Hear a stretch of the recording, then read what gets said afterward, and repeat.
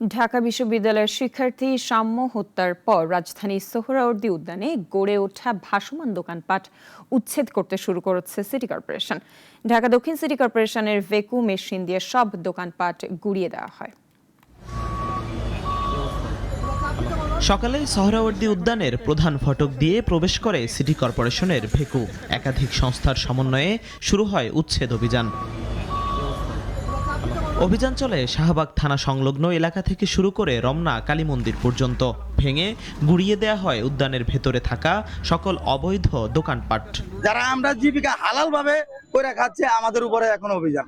আমরা মনে করেন ব্যবসা করে খাইতেছি, আমরা দীর্ঘস্থায়ী, আমরা কোনো গাঁজা ব্যবসায়িক না, আমরা ড্রাগস ব্যবসায়িক না। আমার সব জিনিসপত্র ভাঙছে সব নিয়ে গেছে। আমি এখন রাস্তা দাঁড়ায় বাদ বিক্রি করতেছি, কিছু করার নেই, একটা প্লেট দিয়ে। রাজুকের একজন নির্বাহী ম্যাজিস্ট্রেটের নেতৃত্বে অভিযানে সহায়তা করে শাহবাগ থানা পুলিশ। উপস্থিত ছিল ঢাকা বিশ্ববিদ্যালয় প্রশাসন, সাথে গৃহায়ন ও গণপূর্ত অধিদপ্তরও।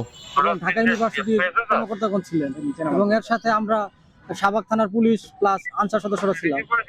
উক্ত উচ্ছেদ অভিযানে আনুমানিক 300 থেকে 400 দোকান উচ্ছেদ করা হয়েছে। মঙ্গলবার রাতে উদ্যান এলাকায় ছুরিকা আঘাতে নিহত হন ঢাকা বিশ্ববিদ্যালয়ের শিক্ষার্থী শাহরিয়ার আলম সাম্য। এর পরদিন স্থানীয় সরকার মন্ত্রণালয় থেকে অবৈধ স্থাপনা উচ্ছেদের নির্দেশ আসে। জিহাদুল ইসলাম, নাগরিক, ঢাকা।